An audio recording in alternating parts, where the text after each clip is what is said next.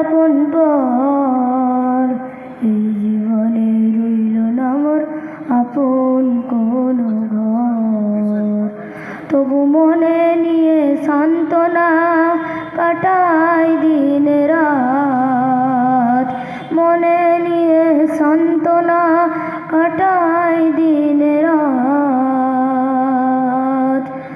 এতিম ছিলেন আমার নবী হযরত মুহাম্মদ, এতিম ছিলেন আমার নবী হযরত মুহাম্মদ।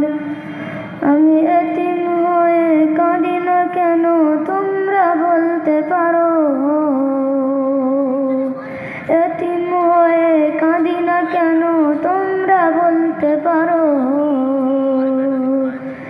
এতিম ছিলেন আমার নবী, এতিম আমিও, এতিম ছিলেন আমার নবী, এতিম আমিও। আসসালামু আলাইকুম ওয়া রাহমাতুল্লাহি ওয়া বারাকাতুহু। Walaikum assalam wa rahmatullahi wa barakatuh. MashaAllah, it was really a soothing voice. This kind of ghazal really struck our heart. It is very painful losing parents at such a young age, but our schools help this kind of children in every aspect. We feel sorrow to have such innocent children in our school.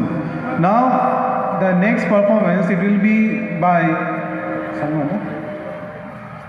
Shariful Islam from class 5 is going to deliver a speech about orphan or yatim.